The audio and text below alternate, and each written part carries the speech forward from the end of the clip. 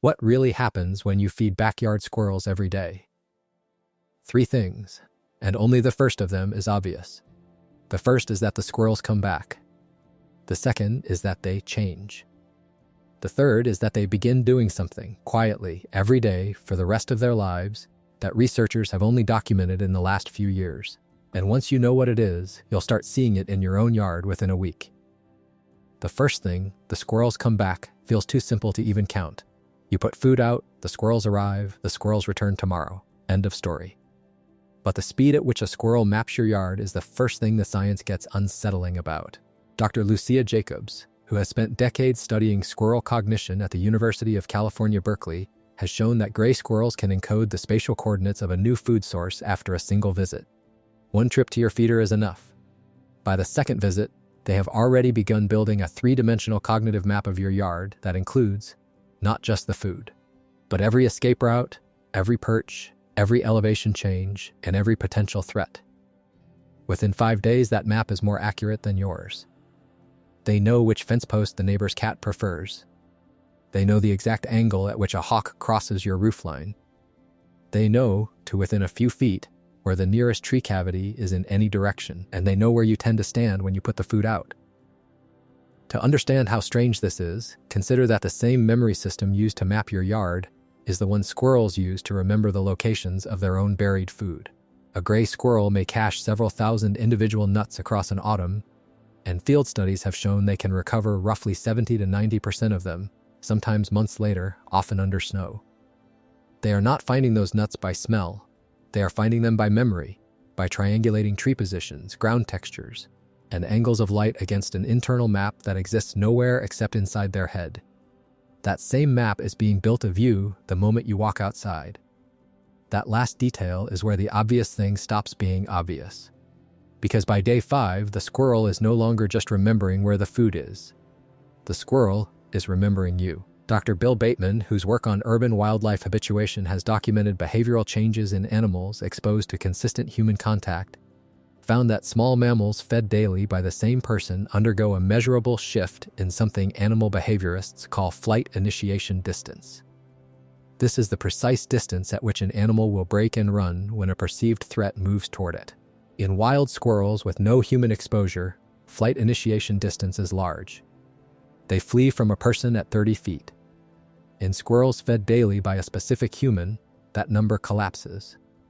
Within 2 to 3 weeks, it can drop to 5 feet. Within a month, to almost nothing. The squirrel is not braver in general.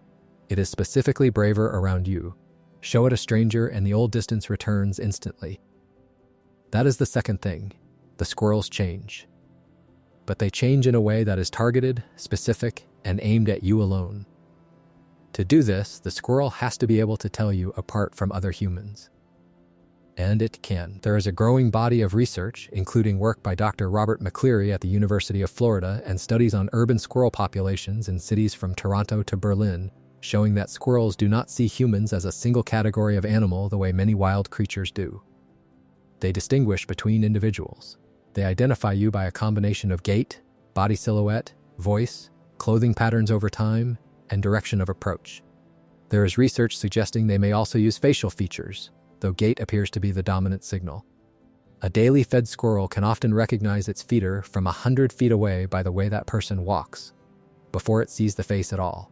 If a stranger walks the same path at the same time wearing similar clothes, the squirrel's behavior is completely different. The flight distance comes back, the body posture changes, the alarm posture returns to baseline. Researchers in one urban behavior study ran a deliberate version of this test. They had the regular human feeder approach a habituated population while wearing the clothing the squirrels had become accustomed to, then had a stranger of similar build wear identical clothing the next day, approaching from the same direction at the same time. The squirrels distinguished between them almost instantly. The actual feeder triggered the relaxed approach pattern. The stranger triggered alarm. The clothing did nothing. What the squirrels were tracking, the researchers concluded, was something deeper. A combination of subtle body mechanics, walking rhythm, and behavioral signals that humans themselves cannot consciously detect in each other, but that the squirrel had spent weeks studying without anyone noticing. This is not metaphor. This is data.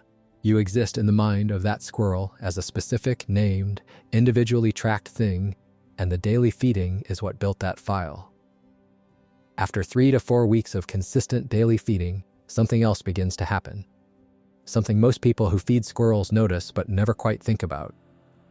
The squirrels start showing up before you do. They are at the feeder when you walk outside. They are in the tree above your back door at the time of morning you usually open it.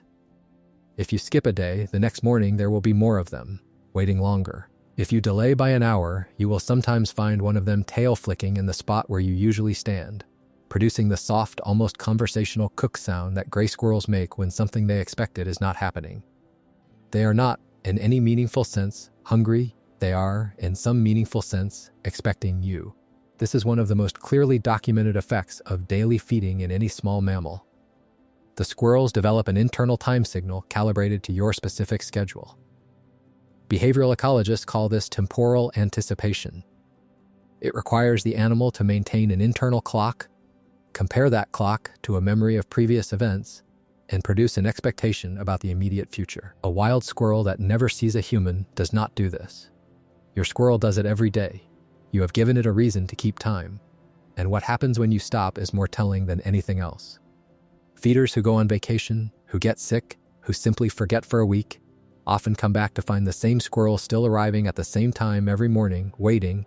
They keep showing up for days, sometimes weeks, before the temporal expectation finally fades.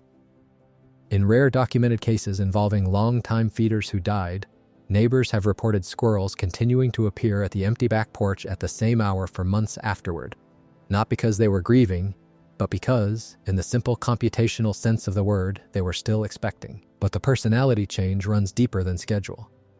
There is a measurable behavioral continuum in squirrel populations that researchers call the boldness-shyness axis. Some squirrels are naturally bolder than others. They explore new objects faster, take more risks, recover from disturbance more quickly.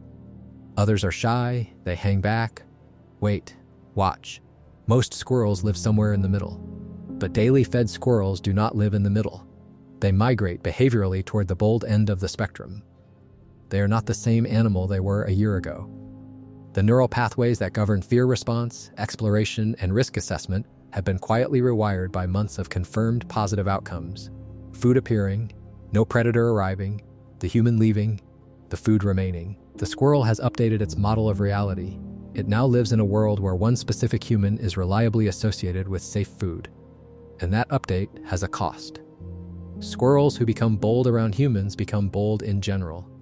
They take risks they would not have taken before. They cross roads they would have avoided. They approach novel objects faster. The mortality rate among habituated urban squirrels is, by some measures, higher than that of their cautious wild cousins. The thing you have done to them by feeding them every day is real. It has consequences. And it is not entirely benign. Which brings us to the third thing.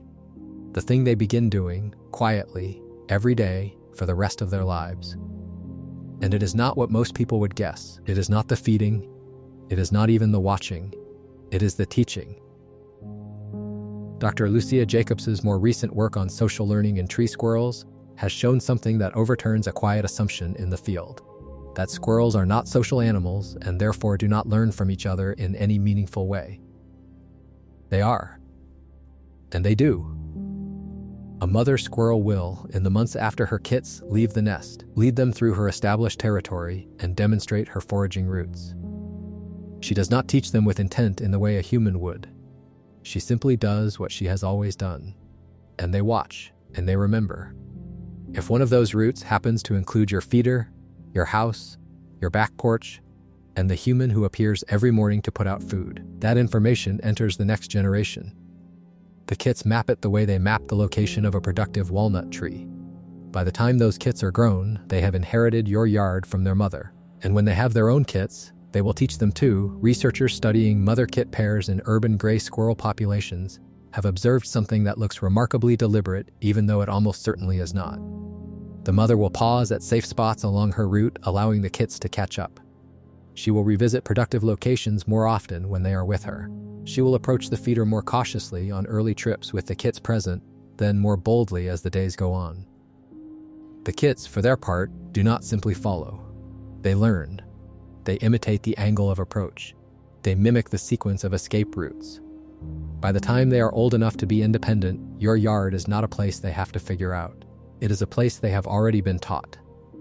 This means the squirrel currently at your feeder may not be the squirrel you started with. The one before her may have died last winter. Her mother may have died the winter before that. But the route is the same. The expectation is the same. The yard is the same. The food is the same. And in some quiet generational way, you are the same. A stable point in a map that has been passed down through 3 or 4 squirrel lifetimes already. This is the thing they begin doing every day. They include you in the inheritance. Once you understand this, the experience of watching a squirrel at your feeder changes. The squirrel is not visiting you. The squirrel is not friends with you. The squirrel has not, in any sentimental sense, chosen you. What the squirrel has done is something stranger and, in its own way, more lasting. It has integrated you into its cognitive map of the world. You are not a person to that squirrel. You are a feature, a piece of topography, a reliable point in the landscape, the way a particular fork in a tree limb is, or a particular angle of sun across a roof. Your house is a coordinate. Your back door is a landmark. You are a reference. You exist in that animal's daily life the way a familiar road exists in yours, not loved, not feared, simply known. Built into the structure of the day. Counted on. And what daily feeding has done to that squirrel, what you have done to it, over months of repetition, is rewired its sense of where home is. Home is not just the dray in the tree. Home is the whole route. The walk from the nest to your yard, the order in which it visits the feeder, the timing of your appearance, the silhouette of your kitchen window, all of it, together, is the squirrel's territory now. You are inside its concept of home. If you want to see this for yourself, the signs are subtle but consistent, and they will appear in your own yard within a week if they are not already there. Watch for the squirrel that arrives before you do, the one already in position when you open the door. Not running toward the food, but waiting near it, with the small, alert stillness of an animal that knew you were coming. Watch for the difference in posture when you appear versus when a stranger does. Watch for the squirrel that follows your car down the driveway with its eyes, not its body, the way a person tracks the movement of someone they recognize without bothering to turn their head. Watch for the cook sound, the low, soft, almost conversational chuck that comes a few minutes after you are late. None of these behaviors will be addressed at you in any meaningful sense. All of them will be about you in every meaningful sense. The squirrel at your feeder this evening will not think of itself as eating from a human's offering. It will think of itself as eating from a part of its world, a part that, for some unaccountable reason, every day produces food. The strangest thing about that is that this is, more or less, exactly what you have become to it. Not a friend, not an owner, a piece of geography. A reliable feature of the landscape. A presence that the squirrel has built its life around, day by day, without ever having to decide to. And the second strangest thing is that this is true of every other squirrel in your yard, and of every squirrel that will live in your yard after them, and of every squirrel that has lived in your yard since the first time you ever put food out and stood quietly nearby, not knowing then that you were already becoming part of their world.